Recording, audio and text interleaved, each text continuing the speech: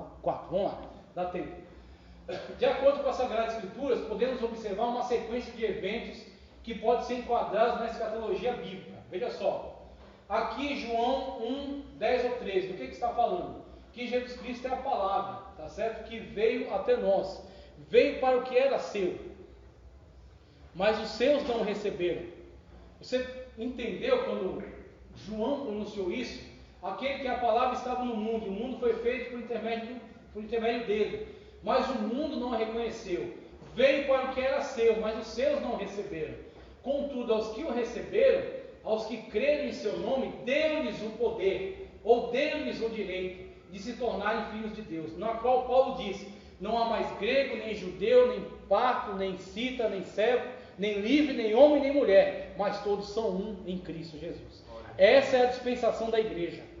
A igreja pega todas as nacionalidades, todas as barreiras e elimina tudo isso, porque todos são salvos por meio de Cristo Jesus. Somente em Cristo Jesus, circuncisão, incircuncisão, escravo, livre, homem, mulher, todos são um em Cristo Jesus. Então nós temos essa situação, e essa situação abriu um novo período, abriu um novo momento histórico, que é o momento histórico da igreja, diferente do momento histórico de Israel. Por isso que nós não somos aliancistas, por isso que nós somos dispensacionalistas, porque Deus tem um tratado com Israel e tem um tratado com a igreja. Se um judeu quiser ser salvo hoje, ele tem que aceitar Jesus como Salvador. Não adianta ele ter kippah, nem ter talit, nem ter shofar, nem ter nada disso. Se ele quiser manter como decoração, mantenha. Se ele quiser continuar guardando o sábado, que guarde. Mas a salvação não é através de sábado.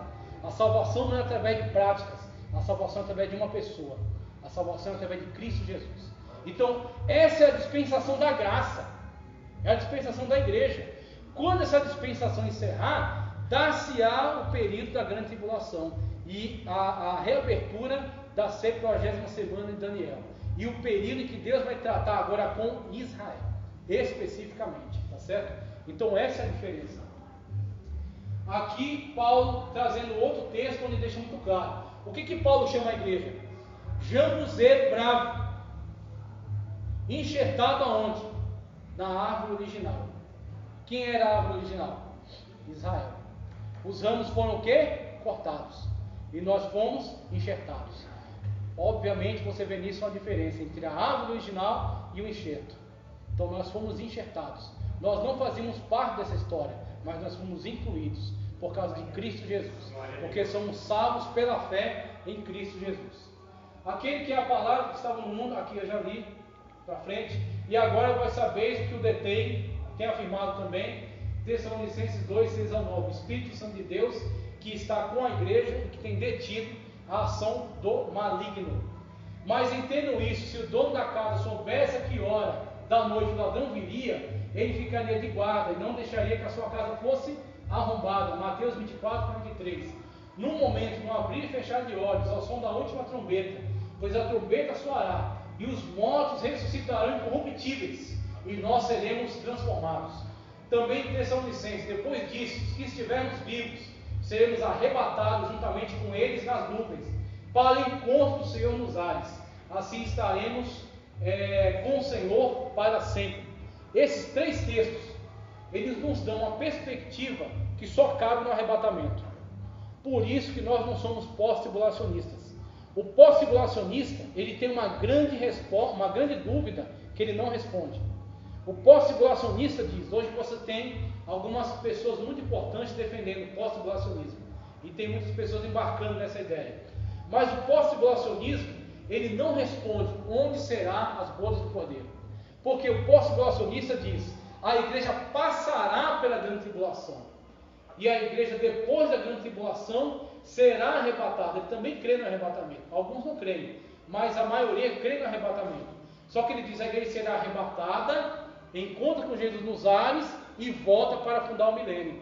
Por isso que aqueles que gostam de tirar uma onda com o pós-tribulacionismo chama de a teoria do bate-volta. É que nem você, quando ia na praia de sábado, ia de manhã cedinho e de noite já pegava o ônibus e voltava. Teoria do bate-volta. Então, com essa perspectiva, nós não temos o lugar onde a igreja vivenciará a chamada bodas do Cordeiro, e nem Bema, o tribunal de Cristo. O que na perspectiva pré-tribulacionista é enquadrada dentro dos 7 anos em que você terá o desenvolvimento da 70ª semana. Enquanto na terra você terá falsa paz e grande tribulação, 3 anos e meio, 3 anos e meio, a igreja está no reino de Deus, dando glória, sendo coroada e participando das bodas do Cordeiro.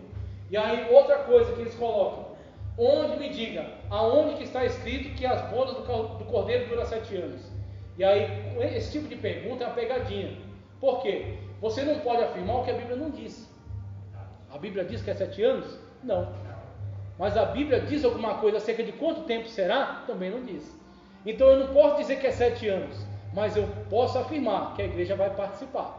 Então, se a igreja vai participar das bodas do Cordeiro e voltar com Cristo na manifestação de glória, na parousia, durante a terra ocorrerão 7 anos da grande tribulação. Então o que acontece? A Bíblia não disse claramente o tempo, mas que nós vamos passar esse período nas bodas do Cordeiro com Cristo em glória, e isso sim ela diz.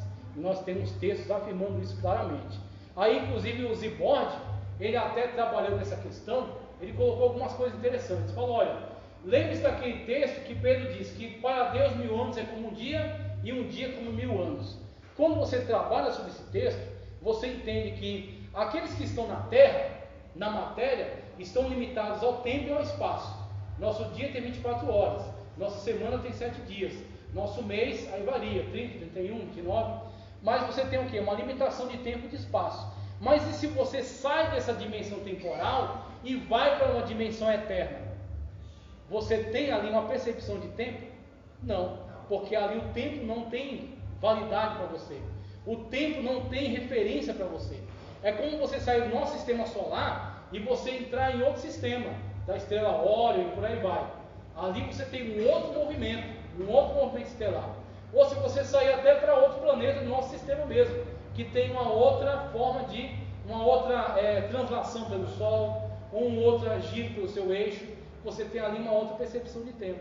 Então, quando você olha para essa situação, você diz, na Terra 7 anos, no céu não temos essa percepção. Por quê? Estaremos diante de Cristo. Ninguém vai ficar olhando o relógio lá. Falou, passou 1 ano. Falou, não, meu irmão, aqui eu posso ficar pela eternidade. Agora, é claro, quando Jesus descer para salvar Israel, aí eu vou junto com o Senhor. Mas se passou 7 anos, passou 100 anos, para mim não vai fazer a menor diferença. Então essa é a questão. Veja só. E se alguém sobre esse fundamento formar um edifício de ouro, prata, pedras preciosas, madeira, feno, palha, a obra de cada um se manifestará. Isso aqui é o Bema, é o tribunal de Cristo. Depois do arrebatamento, vem o chamado tribunal de Cristo. E digo-vos que desde agora não beberei deste fruto da vide, até aquele dia que beba de novo convosco no reino do meu Pai. É Jesus que diz que nós vamos tomar com Ele do fruto dessa vide. Cada ceia do Senhor que se realiza aqui na igreja é um ensaio para a grande ceia que será realizada nas mansões celestiais. Quando o pastor celebra aqui, parte o pão e distribui o vinho, naquele dia o próprio Cordeiro de Deus vai partir o pão, vai distribuir o vinho e vai tomar juntamente conosco naquela mansão celestial, pelo novo testamento que ele fundou no sangue dele, a nova aliança que nós temos com ele. Ele vai participar, comungar conosco dessa nova aliança nas mansões celestiais. A maravilha, nós glorificamos a Deus e temos a bendita esperança desse grande dia. Essas verdades bíblicas sobre a vinda do Messias e sua rejeição por Israel, fundação da igreja e promessa do arrebatamento, podem ser percebidas cada vez mais próximas ao cumprimento pelos sinais que têm se cumprido com relação a Israel e a igreja. O que eu estou falando aqui? Desse texto de Lucas. Esse texto aqui de Lucas. Veja só. Jesus disse, ora, ao começarem essas coisas a suceder, exultai e erguei a vossa cabeça, porque a vossa redenção está próxima. A vossa redenção está próxima. Redenção, a palavra redenção, o termo redenção, é um termo técnico, utilizado, por exemplo, nas situações de guerra. Você tem um soldado que cai refém do outro exército. E aí você, quando quer resgatar esse soldado, você vai pagar a sua redenção. Então você vai pagar ou trocar prisioneiro, ou entregar a soma em dinheiro, para que ele possa ser devolvido ao seu povo. Então isso é fazer a redenção da pessoa. Então, quando olhamos para o texto que Cristo diz, está próxima a vossa redenção, está dizendo, olha, está próximo o dia em que o preço foi pago por Cristo ao Pai, porque Cristo não pagou a Satanás. Cristo não devia nada a Satanás. Satanás, ele se aproveitava da situação em que o pecado faz separação entre o homem e Deus. Aí ele acusava o homem, tenta o homem a cair em pecado. Quando o homem cai em pecado, ele o acusa diante de Deus. Por isso temos Satanás, ou Diabolos, aquele que lança em rosto, aquele que lança acusação. Então o papel do diabo é acusar diante de Deus. Mas o sacrifício de Cristo foi o preço pago diante de Deus pela nossa libertação. Então Cristo eliminou a barreira que o pecado faz entre homem e Deus.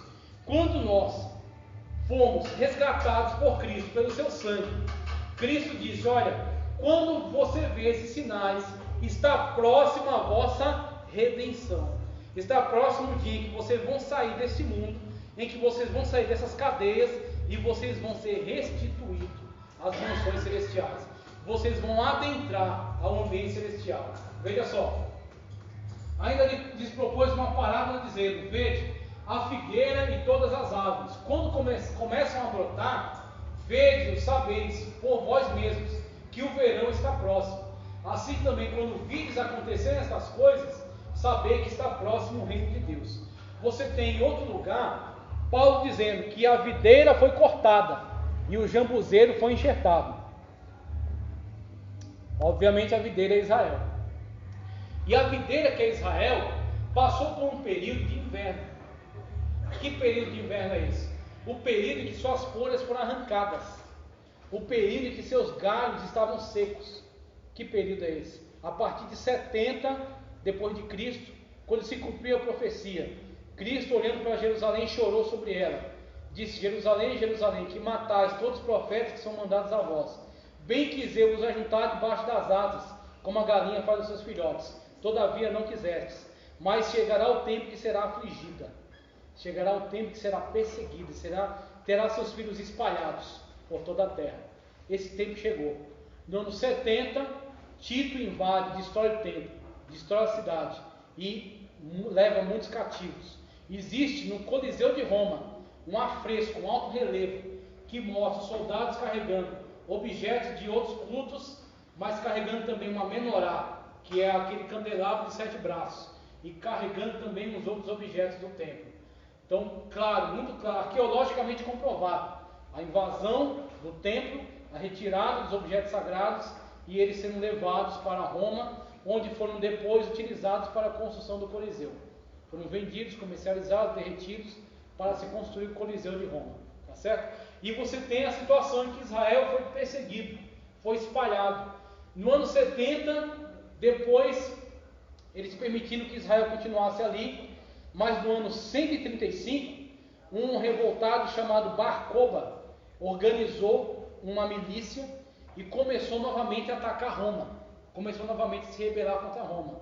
Só que dessa vez Roma se cansou das constantes rebeliões de Israel, entrou lá, varreu tudo, destruiu tudo, espalhou os judeus, proibiu que os judeus vivessem ali, espalhou eles pelas terras, mudou o nome da cidade de Jerusalém para Aélia Capitolina e estabeleceu seu domínio na região. E essa peregrinação, essa diáspora de Israel, é o período de sequidão da figueira, é o período de inverno da figueira. E Cristo disse, quando ela novamente brotar, saiba, está próximo o verão, e está próximo o que é a vossa redenção. Nós temos aqui cativeiro de Israel, cativeiro de Judá, retorno do cativeiro com os persas, governo macedônio, governo romano, destruição do templo, 70 depois de Cristo. Depois, a diáspora. Eles foram espalhados para a Europa, foram espalhados por Oriente Médio, vieram até para o Brasil na época da invasão holandesa, no Nordeste, fundaram sinagoga. Quando os holandeses foram expulsos, os judeus que tinham em Recife foram para Manhattan e constituíram lá uma das comunidades judaicas mais ricas do mundo, lá em Manhattan. E era para estar aqui. Só que os portugueses tocaram eles fora daqui.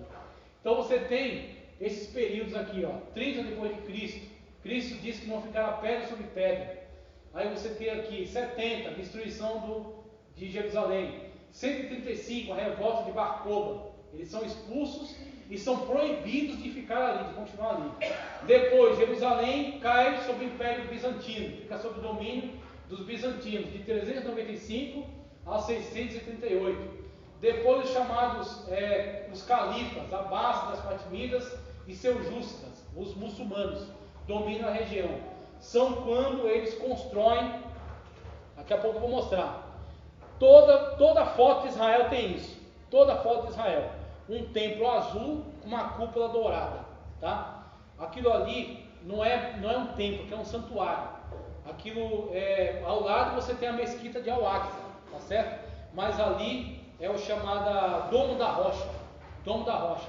Nesse Domo da Rocha, você tem dentro dele uma pedra preta. Acredita-se que Maomé tenha subido ao céu nessa pedra. Então, os muçulmanos têm aquele lugar, aquela esplanada que está em cima do lugar onde foi o templo de Salomão. Os judeus, eles conquistaram toda aquela região. Eles guerrearam contra 6 nações ao mesmo tempo.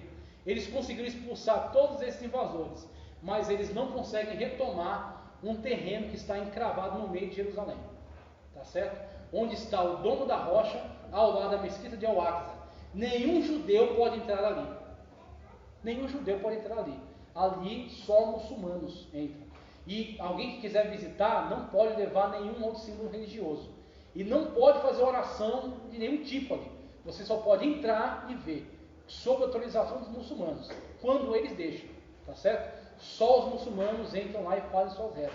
Aquele é um lugar sagrado para os muçulmanos. E está exatamente no local onde era o templo de Salomão.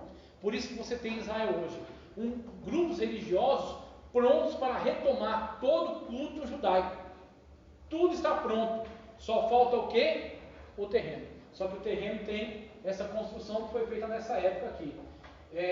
1098 da era cristã. Deixa eu continuar aqui. Deixa eu ver. Vamos lá. Isso, ó. Depois, os cruzados invadiram, né? As campanhas das nações católicas. Depois caiu de novo no domínio otomano agora, que são uma outra etnia. Os árabes, tem otomanos, tem persas, e são todos muçulmanos, tá? Então você tem a etnia e tem a religião. Otomanos é etnia, religião muçulmana. Até que você tem essa época aqui, em que se tornou um protetorado britânico, 1917 até 1948. Primeira Guerra Mundial, os britânicos invadem a região para dominar, principalmente preocupados com o Estreito de Suez, do Egito, mas eles dominam também essa região e tomam conta da chamada Palestina, tá certo? Inclusive o nome Palestina foi dado pelos romanos depois que eles expulsaram os judeus de lá. Palestina faz referência à Filisteia, então chamaram aquele território de Filístia, de filisteus, para humilhar os judeus que foram retirados dali. Palestina é um nome que faz referência a filisteus. Até que 1948, o que vai acontecer? Em 1948, a figueira novamente floresce. Formação do Estado de Israel. Primeira Guerra Mundial, independência do Estado de Israel, 1948. Guerra de Suez, 1956.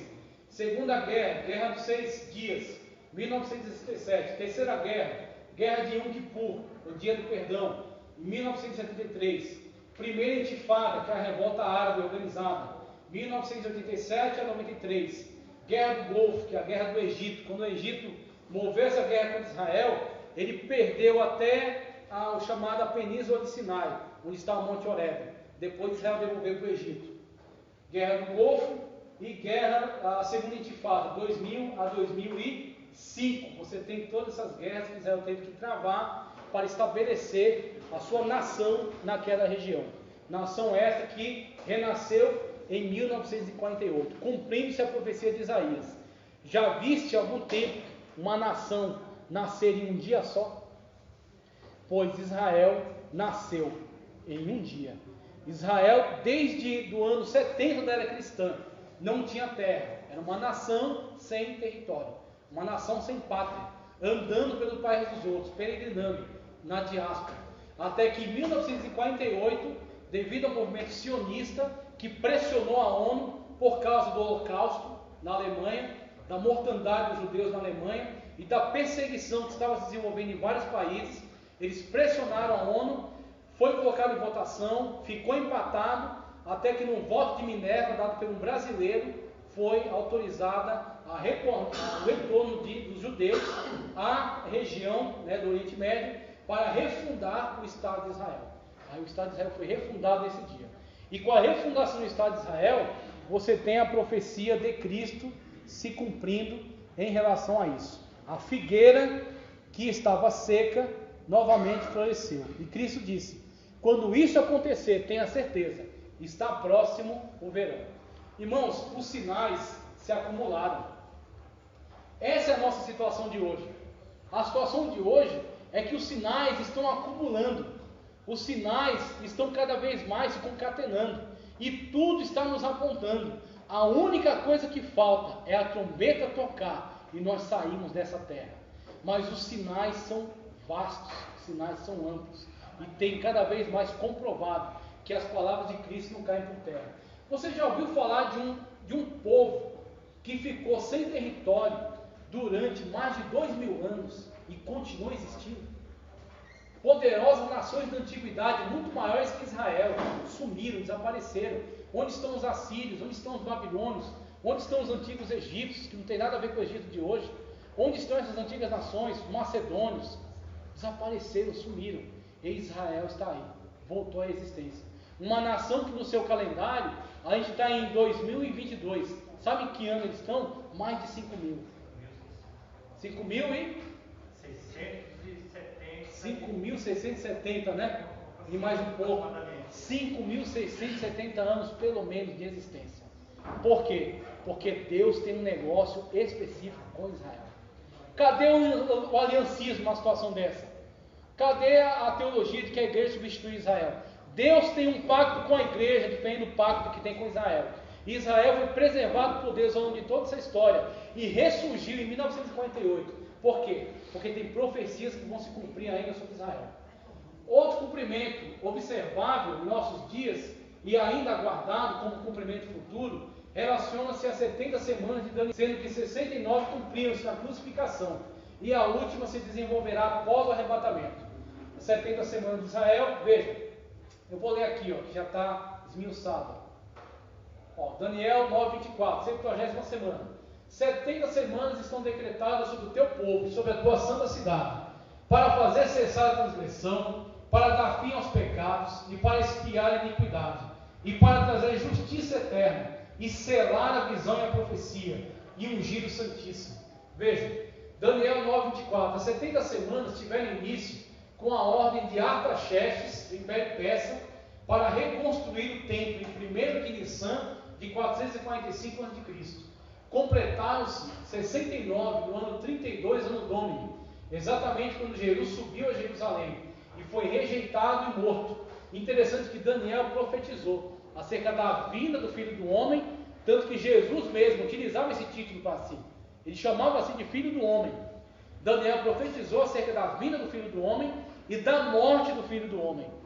Então os judeus, eles só não têm o entendimento correto sobre Cristo ser o Messias porque eles não querem, porque eles fecham os olhos. Mas as profecias são muito claras acerca de Jesus ser o Messias, de ter morrido e ter ressuscitado para a nossa salvação. Agora, uma vez que eles rejeitam esse entendimento, então eles não entendem. Exatamente quando Jesus subiu a Jerusalém, foi rejeitado e morto, dando lugar a um parêntese profético, como eu expliquei, no qual está inserida a igreja, que se encerrará com o arrebatamento, porá fim a esse parêntese, dando assim ensejo para o cumprimento da última semana, a 70ª. Olha como é que acontece. Primeiro período, sabe e entende, desde a saída da ordem para restaurar e para edificar Jerusalém até o Messias, o príncipe. Haverá 7 semanas, 49 anos, 17.640 dias, desde a assinatura do decreto de Artaxerxes até a reconstrução de Jerusalém, em 445, até o final do ministério de Neemias e Malaquias, com o fechamento do Antigo Testamento. Temos o primeiro período de 7 semanas, ou 49 anos, e 62 semanas, 7 semanas, mais 62 semanas. As ruas e o muro se reedificarão, mas em tempos angustiosos. Depois das 62 semanas, será cortado quem? O Messias, mas não para si mesmo. E o povo do príncipe que há de vir, ou os romanos, destruirá a cidade e o santuário. Cumpriu-se no ano 70. E o seu fim será uma inundação, e até o fim haverá guerra, estão determinadas assolações. 62 semanas, 434 anos, 156.240 dias. Desde o segundo período, que pode ser estudado por meio de 1º e 2º Macabeus, ocorre a queda do carneiro de 2 pontas, tá? Que é a Medo-Pérsia, a ascensão do bode com a queda do seu grande chifre, que é a Macedônia e a morte de Alexandre, em 333 a.C., a manifestação dos anticristos na pessoa de Antíoco, 4 Epifanes, e a vinda do animal terrível, que é Roma. O ministério de Cristo, Messias, sua morte, como Daniel profetizou, sua ressurreição, que inaugura o período da igreja, ou parênteses profético, e o cumprimento da profecia de Cristo acerca da queda de Jerusalém com a invasão do general Tito em 70 depois de Cristo. 49 mais 434 são 483 anos, desde a reconstrução do templo até a morte de Cristo na cruz do Calvário. O último período, ele firmará uma aliança por uma semana de anos, porque em Daniel está bem explicado, são semanas, mas são semanas de anos. O que é essa semana? Quando a gente ouve a palavra semana, a gente pensa no nosso calendário, 7 dias. Só que a palavra semana, no hebraico, ela não tem essa especificidade.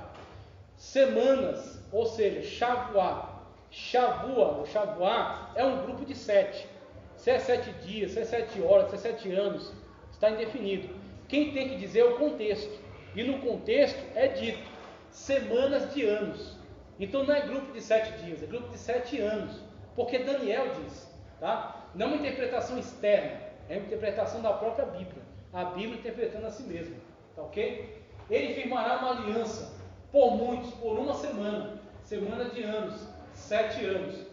E na metade da semana fará cessar o sacrifício e a oblação. E sobre a asa das abominações virá o assolador. Isto até a consumação. E o que está determinado será derramado sobre o assolador. Quando você olha para essa profecia, você lembra do quê? De Cristo. Quando vides a abominação da desolação no lugar santo. Então, olhando para aquela profecia de Daniel e a perspectiva de Cristo, você entende, haverá uma última semana que será firmada, semana de anos, 7 anos, no meio dessa semana, depois de 3 anos e meio, então ele firmará uma aliança no começo. Que aliança é essa? Em que se constituirá essa aliança? Qual será o elemento de troca para o firmamento dessa aliança? O que ele tem para negociar com Israel, para que Israel aceite essa aliança? O que Herodes tinha para negociar com Israel, quando Herodes foi rejeitado pelos judeus? O templo. O que ele fez com o templo? Reconstruiu o templo, melhorou o templo, ampliou o templo, tá certo? Embelezou o templo, pegou aquele templo que foi construído humildemente e fez dele um espetáculo, e ganhou com isso a anuência de Judá. Judá fez uma aliança com Herodes. Judá se deixou ser governado por Herodes, sem se levantar contra ele. E eu pergunto para você, o que o anticristo tem como carta na manga? O que ele tem para negociar com Israel? Para que Israel firme essa aliança com ele? Ele tem para negociar este edifício aqui, que eu expliquei para vocês já, esse edifício azul com essa cúpula dourada, chamada Domo da Rocha, que é um empecilho para Israel, porque você tem a situação na qual os judeus têm o domínio daquela região, mas não tem o que é central para eles, que é o local do templo, para que os judeus que estão comprometidos com o retomamento dos sacrifícios possam recomeçar o seu culto, com sacrifício de animais, com a celebração das festas, dos dias sagrados. Tudo isso continua interrompido, tudo isso continua suspenso, porque nesse local, que é um local sagrado para os muçulmanos, está o chamado Domo da Rocha. está a pedra onde Maomé subiu para o céu. E ao lado está a chamada Mesquita de Al-Aqsa. Toda essa região era de domínio dos muçulmanos dentro de Jerusalém. E aí você tem a carta na manga. O arrebatamento da igreja, com o arrebatamento da igreja, as nações estupefatas com um evento que nunca foi imaginado, porque quem prega arrebatamento da igreja, nem são todas as igrejas. São algumas igrejas que creem que a palavra de Deus vai se cumprir na íntegra. Porque tem igrejas que já abandonaram essa pregação. Mas nós cremos da maneira como foi nos entregue pela Sagrada Escritura. Então nós temos pregado isso, nós cremos nisso. E a igreja será arrebatada. E quando a igreja for arrebatada, você terá todas as religiões estupefatas com isso, perdidas. E aí, conforme o Apocalipse diz, a besta que sobe da terra vai conduzir todas essas religiões à adoração da besta que sobe do mar, o anticristo. E ele, negociando com Israel, dirá: eu tiro esse empecilho aqui do teu caminho, eu reconstruo aquele templo, mais magnificente ainda do que Herodes, mais magnificente ainda do que Salomão, e vocês vão poder recomeçar os seus sacrifícios. E quando eles recomeçarem os sacrifícios, que está inclusive tudo pronto para isso, deixa eu ver se é o próximo, aqui, deixa eu ver se é o próximo, aqui, sobre o local, onde está o domo da rocha, aqui, essa sociedade aqui, Instituto do Templo, conhecido em hebraico como Makon HaMikdash, Makon HaMikdash, Instituto do Templo. Eles têm as vestimentas, eles têm a menorá, eles têm todos esses aparelhos necessários, as mesas, os altares, eles têm tudo pronto para recomeçar os sacrifícios. Só que eles estão impedidos ainda. Por quê? Por causa do domo da rocha, que está lá no local onde era o templo. E quando o anticristo se levantar, firmará um pacto, como Daniel disse. E quando ele firmar esse pacto, vai reconstruir o templo. E Israel estará em aliança com ele. Só que no meio da semana, aí você terá, primeiro período, falsa paz, estabelecimento da aliança com Israel, melhoria da situação do mundo, implantação do sistema do anticristo, implantação do sinal. Quem quiser participar do seu governo terá que receber o sinal, o 666, para comprar, para vender, para negociar. Quem não receber será marginalizado, viver fugindo, se escondendo. Haverão então a iniciativa dos 144 mil, a iniciativa dos anjos pregando o evangelho do reino, as duas testemunhas que pregarão contra o anticristo. Haverá tudo isso simultaneamente, tá certo? E o anticristo reconstruiu o templo e Israel retomou os sacrifícios. Mas depois de 3 anos e meio, ou no meio da semana, ele quebrará. Quando ele quebrar, aí eles vão ver aquilo que Cristo havia avisado. Na asa da abominação da desolação virá o assolador e se colocará no lugar santo. Ou seja, aquilo que era um culto para Yahvé, um culto para o Deus verdadeiro, ele exigirá que o culto seja para ele. Como diz em Apocalipse capítulo 13, ele erguerá uma imagem para si mesmo, dará vida a essa imagem, e ordenará que todos os povos se prostrem diante dela. Como Nabucodonosor fez no tempo dele, a mesma coisa ele retomará no tempo do governo do anticristo. E aí você tem a situação em que Israel rejeitará, e Cristo disse: quando isso acontecer, aquele que estiver no telhado não desça. Isso é uma imagem metafórica. Isso mostra a aflição daquele tempo. Isso mostra a perseguição que se desencadeará naquele tempo. Isso mostra as características da grande tribulação. Essa palavra é para Israel. Essa palavra, quem estiver no telhado não desça, quem estiver no campo não volte. Ai das grávidas e das que amamentarem naquele dia, que a vossa fuga não se dê no inverno. Por quê? Jerusalém na época do inverno até neva. Que a vossa fuga não se dê no sábado. Por quê? As leis limitam o período que se pode caminhar no sábado. Então tudo isso está voltado para Israel. Por quê? A igreja está na glória. A igreja não é atingida por essas tribulações. A igreja não é atingida por esses eventos, porque a igreja já estará na glória. Tá certo? Pessoal, o tempo está dando e o material ainda é vasto. Deixa eu seguir aqui um pouco mais. Então você tem essa situação, de acordo com o que é biblicamente defendido pela escatologia pré-milenista, pré-tribulacionista. Por que pré-milenista? Porque o milênio é literal e acontecerá no futuro. 1000 anos que Cristo reinará na terra. Pré-tribulacionista, porque nós acreditamos que Cristo vai nos arrebatar antes da grande tribulação. Dispensacionalista, porque cremos que Deus trata ao longo da história por meio de dispensações.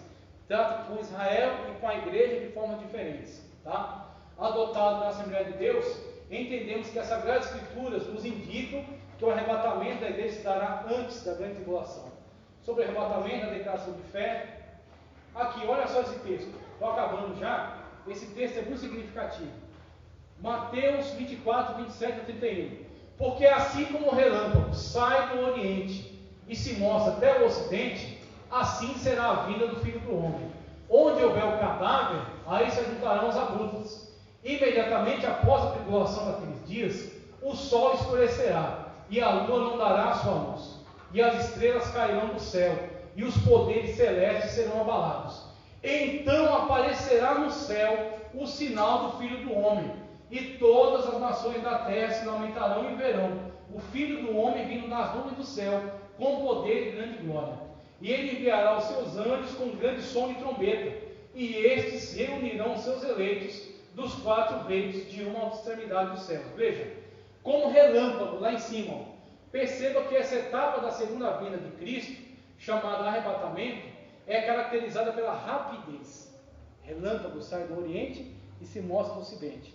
Rapidez, tá certo? Aí se ajuntarão. Outra característica é o movimento. Nós é que vamos até ele. Aonde estiver o cadáver, aí se ajuntarão os abruptos. Nós é que vamos até ele. Imediatamente após a tribulação daqueles dias, seguido esse evento de nossa subida, nós indo até Cristo, na terra haverá grande tribulação. Então aparecerá no céu o sinal do Filho do Homem, e todas as nações da terra se lamentarão e verão. Na segunda etapa do evento da segunda vinda de Cristo, a característica marcante é a manifestação visível e o movimento de Cristo, no qual Cristo vem. Ali, como relâmpago. Aqui, todos verão. Características totalmente diferentes. E esses reunirão seus eleitos dos quatro ventos, de uma a outra extremidade do céu. Seria estranho que os mesmos que já foram até ele necessitassem agora ser ajuntados. A pergunta, né? Ou seja, esses não são a igreja que já foi arrebatada, e sim os judeus que vêm da tribulação pelo martírio, e os judeus conversos que devido à perseguição vão fugir, vão se espalhar. Quando Jesus vier, ajuntarão todos eles, e eles agora adentrarão ao reino milenar de Cristo na terra. Ou somente para exemplificar. Textos que falam também dessa diferença. Isso aqui eu já abordei, diferentes etapas, né? A característica de cada uma delas. Deixa eu passar adiante. Vamos ver a declaração de fé sobre a grande tribulação, textos sobre a grande tribulação. Aqui a estrutura, aqui esse texto aqui é interessante, não vou ler agora, mas você tem esse material. O que são aqui as 7 cartas? Éfeso, Esmirna, Pérgamo, Tiatira, Sardes, Filadélfia e Laodiceia. Em todas essas cartas, o final delas é: quem tem ouvidos, ouça o que o Espírito diz às igrejas. Quem tem ouvidos, ouça o que o Espírito diz às igrejas. São as 7 cartas que são históricas para o seu momento, mas também são referenciais para o futuro. Por quê? Na região para onde foram mandadas, não tinham só 7 igrejas. Tem muitas igrejas da região, Derbe, Listra, Icônio, que são dessa região aí, só que não aparece. Mas Cristo mandou 7 cartas, porque 7 tem uma tipologia na Bíblia. 7 é plenitude, como 7 espíritos que estão diante de Deus, como 7 chifres que o cordeiro tem, como 7 cabeças que tem depois, vai se manifestar o dragão. Então 7 na Bíblia é plenitude. Então quando fala acerca de 7 nas cartas, também tem uma envergadura tipológica. Fala de plenitude, plenitude da história da igreja, desde o início até o final. E no final, você tem o convívio de Laodiceia com Filadélfia. Filadélfia é a igreja a qual foi prometido, que livraria da hora da tribulação. E Laodiceia é a igreja a qual Cristo diz, né, que os pobres seguem nu, e recomendo que se arrepende, venha até mim, e compre colírio para os teus olhos, e veste para te cobrires. É a igreja apóstata, que tem que se arrepender do seu pecado, e voltar para Cristo, e se tornar Laodiceia. Então você tem as 7 cartas, e nas 7, Todas elas ao final dizem: ouça, né? Quem tem ouvidos ouça o que o Espírito diz às igrejas.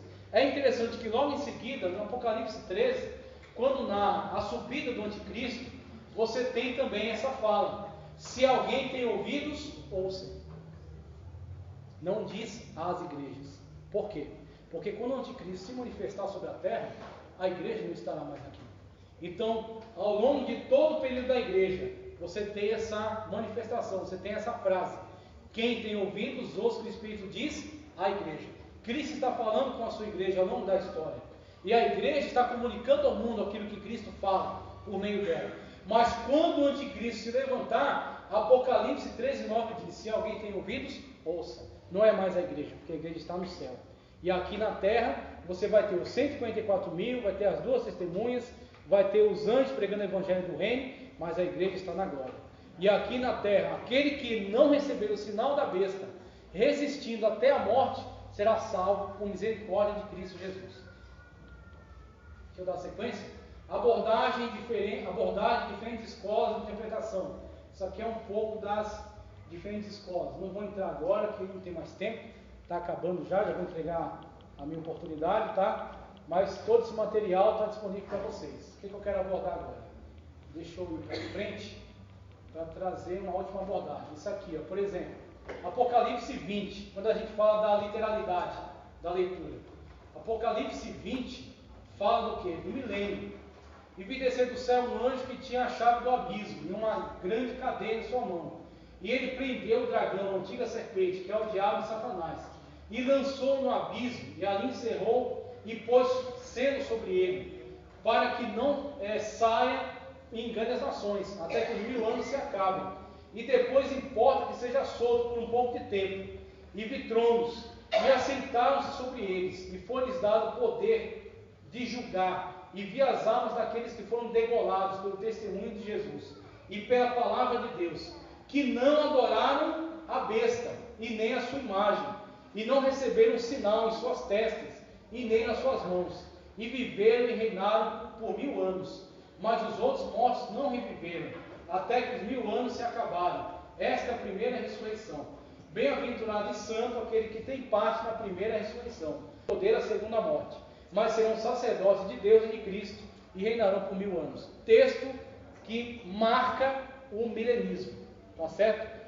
As abordagens acerca do milênio. E aqueles que são da escola pré-milenista, que aí você tem pré-milenista, pré-tribulacionista, pré-milenista pós-tribulacionista, ou pré-milenista mid-tribulacionista. Então existe uma divergência sobre o tempo do arrebatamento. Nós cremos que é antes da tribulação. Outros entendem que é no meio, outros entendem que é no final. Mas todos cremos que o milênio é literal.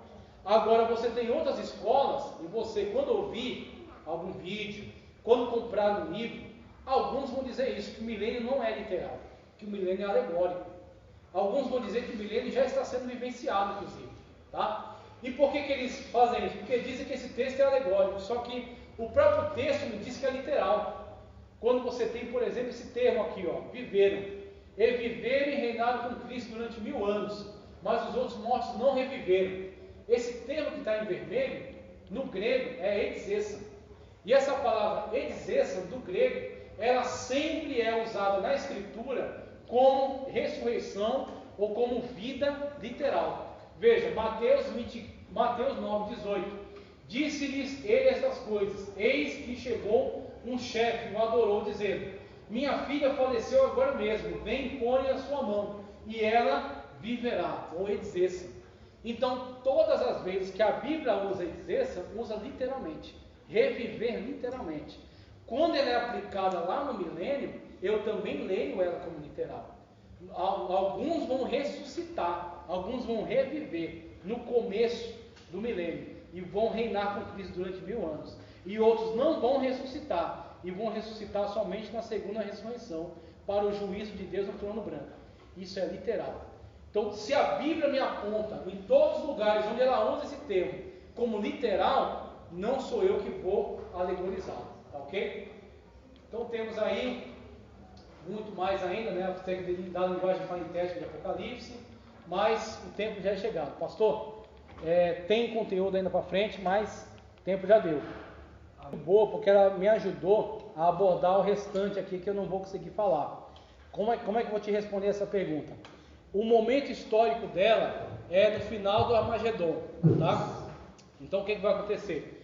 Você tem desenvolvimento do governo do anticristo, tá certo? Os 7 selos que serão abertos, as 7 taças de Deus, as 7 trombetas primeiro, depois as 7 taças, que são a ira do Cordeiro sobre aqueles que receberam a marca da besta.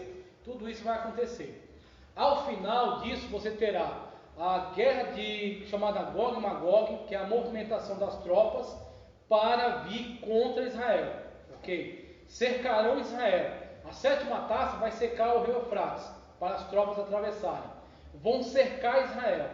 Quando eles cercarem Israel e o oprimir, aí vai ter a chamada parousia, manifestação de Cristo em glória. Quando Cristo, capítulo 19 de Apocalipse, se manifestará, aí todos verão ele com uma veste aplicada com sangue, escrito Rei dos Reis, Senhor dos Senhores na sua coxa. E os pelotões do céu acompanhando. Cristo descerá no Monte das Oliveiras. Quando ele tocar, eu comparei, na outra palestra que eu dei, a manifestação teofânica da vinda de Cristo na parousia, semelhante à entrega da lei. Na entrega da lei, Deus disse, olha, todos consagrando em jejum, tá certo? Durante uma semana, e quando acontecer a manifestação, ninguém toque no monte, ninguém se aproxime do monte. O monte fumegava, haviam trombetas, havia uma voz como de muitas águas, e havia um tremor. Então essa foi a manifestação da entrega da lei. E quando Cristo vier, na ocasião que você está falando, vai ser semelhante a isso. Cristo vai vir sobre o Monte das Oliveiras, ele vai se fender, como diz lá no livro de Zacarias, vai se fender, vai criar um vale. Nesse vale acontecerá o chamado Armagedon, vale de Armegido, será o vale de Megido. Então nesse vale as tropas estarão e Cristo matará eles com a espada que sai da sua boca, ou seja, pela sua palavra eles serão mortos. Quando houver essa situação, desse juízo de Cristo sobre essas tropas, ele lançará o anticristo e o falso profeta no lago de fogo, o Geena. Geena será inaugurado pelo anticristo e o falso profeta. O Satanás será amarrado por 1000 anos, a leitura que eu fiz. As nações serão reunidas diante de Cristo. Aí entra o que está falando. Aqueles que não receberam o sinal e estiverem vivos naquela ocasião, estarão diante de Cristo. E aqueles que restarem no mundo e que tinham sinal, também estarão diante de Cristo. Aí vai se cumprir aquilo que Cristo fala em Mateus, acerca de apartar os bodes das ovelhas. Ele vai separar aqueles que receberam o sinal, e eles também serão mortos. E aqueles que não receberam o sinal, vão adentrar ao reino milenial. Aí você terá algumas categorias. Você terá seres humanos, naturais, terá os judeus, que foram salvos e aceitarão a Cristo. Como diz, todo olho verá, tá certo? E se lamentarão na vinda do Filho do Homem. Os judeus, quando virem Cristo vindo sobre as nuvens, vão aceitá-lo como seu Messias. Os povos que não receberam o sinal da besta vão ser incorporados ao reino milenar. E a igreja, como Cristo promete, que os comprou como reis e sacerdotes, vão reinar juntamente com Cristo no milênio. A igreja está no corpo glorioso, é uma outra categoria de pessoas, semelhante ao que Cristo tinha quando ressuscitou, analogia àquele corpo. As pessoas naturais que não aceitaram o sinal da besta serão povos naturais durante o milênio, vão casar, vão comerciar, vão viver, e aí entra o que você falou, vão subir ao monte do Senhor. Cristo descendo sobre esse monte e estabelecerá posteriormente aquele templo que foi profetizado em Ezequiel. O templo não será mais o templo como Salomão construiu, será o templo que foi profetizado em Ezequiel, que será quadrado. A nova Jerusalém será visível, a terra será iluminada por essa nova Jerusalém, e nós poderemos transitar tanto entre a nova Jerusalém quanto a terra, porque teremos corpos gloriosos. E as populações com o corpo natural farão isso que você estava me falando, subirão constantemente ao monte do Senhor para adorar a Jesus que está lá nesse templo. Salvo desde que não aceitou a marca, desde que não recebeu a marca. É o que acontece. Do jeito que o governo do anticristo vai ser mundial, o governo de Cristo também vai ser mundial. 144 mil? Aqueles 144 mil, conforme é apontado no próprio texto, eles são judeus de várias tribos, várias nacionalidades, que inclusive hoje já fizeram pesquisa e já encontraram descendentes de todas as tribos de Israel, já conseguem remontar todas as tribos. Então, esses selados são judeus levantados durante a grande tribulação num papel evangelístico. Eles vão fazer durante a grande tribulação o que eles deviam ter feito lá quando Cristo veio à terra na primeira vinda, que é aceitar Jesus. Se, por exemplo, se os judeus tivessem aceitado Jesus em massa, foram só 12, e aliás, não só 12, né? Tinha os discípulos também, mas vamos dizer, 500, 600 pessoas. Se os judeus tivessem aceitado Jesus em massa, os judeus teriam sido enviados por Jesus como missionários por toda a terra. Quem devia estar fazendo essa palestra aqui era um judeu, que passa, e que se tivesse aceitado Jesus, estaria aqui pregando acerca de Jesus. Como eles não fizeram naquela situação, o jambuzeiro foi enxertado na videira, a igreja. A igreja está vivendo o tempo da graça. Quando a igreja for arrebatada, aí Jesus vai chamar de cada uma daquelas tribos, menos de Dan. É interessante que ele conta todas as tribos, menos a tribo de Dan. Aí são 144 mil judeus que vão ser selados e vão ser enviados a toda a terra. Eles vão caminhar pregando o evangelho do reino, aceitar Jesus como único salvador e rejeitar o selo, rejeitar a marca do anticristo. Essa é a pregação deles. E eles inclusive serão perseguidos e mortos. E quando você tem a outro momento que ele aparece, eles aparecem junto com Cristo no Monte de Sião, cantando um hino que só eles, um hino novo, um hino que só eles conhecem. Então eles serão também incorporados na época do milênio junto com a igreja. Eles primeiro fazem um papel missionário, são mortos como mártires e são incorporados no milênio também juntamente com a igreja. No caso, eles vão ter que tentar sobreviver. Lutar pela sobrevivência, mas mais num aspecto de mártir, como a igreja fez no começo, pregando o evangelho, fugindo de Roma, mas pregando o evangelho onde quer que estivesse. E se pego para ser morto, não negar a Cristo até o fim. Então eles entram como mártires, semelhante àqueles mártires da igreja primitiva. E aí aqueles que não forem pegos, aqueles que escaparem, numa situação dessa, você vai ter muita gente que vai se enfiar no mato, vai ter muita gente que vai se esconder em vários lugares. Então, finda o período da tribulação com Armagedon, esses que não aceitaram a marca, que rejeitaram o governo do anticristo, vão ser colocados agora diante de Cristo. Esse aspecto bateu. Nesse aspecto eles têm uma visão semelhante. Agora, em relação a coisas certas que tem dentro da Adventista e da Testemunha de Jeová, nenhuma estranheza. O que eles falarem certo, está certo. Por quê? Eu não tenho que negar a verdade porque foi dita por um herege. Por exemplo, se esse relógio quebrar nessa hora, pelo menos 2 vezes do dia ele vai dar a hora certa. Então é assim, não interessa onde a verdade esteja, ela é verdade do mesmo jeito. Então nisso aí, eles estão até com a mentalidade ok. O problema é que eles entendem que, na verdade, Jesus veio em 1844 e não veio à terra, veio lá no céu e está fazendo o chamado juízo investigativo. Ele diz, Jesus está julgando todas as obras. Aí quando ele terminar de julgar, ele vai dizer quem foi salvo e quem não foi. Quem é que foi salvo? Quem guardou o sábado e tem Ellen White como espírito de profecia. Então a salvação, nenhum adventista pode dizer que é salvo, porque eles estão dentro do chamado juízo investigativo. Então é invenção. Então nisso aí, dessa questão, dessa perspectiva daqueles que ficarem ter que fugir, é isso mesmo, tá certo. Agora em outras coisas... Galardão. Eu não entendo muito assim, né? A pessoa que está sempre servindo ao Senhor, sabe? Sim. Sendo fiel ao Senhor, Sim. vai ser salvo. E aquele que pecou, que matou, que fez tudo aquilo, que se arrependeu no último momento, Isso.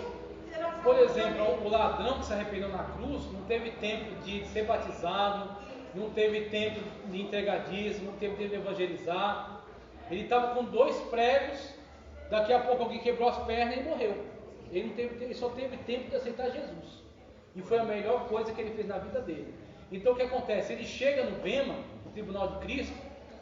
O que você fez? Não evangelizou? Não ajudou ninguém?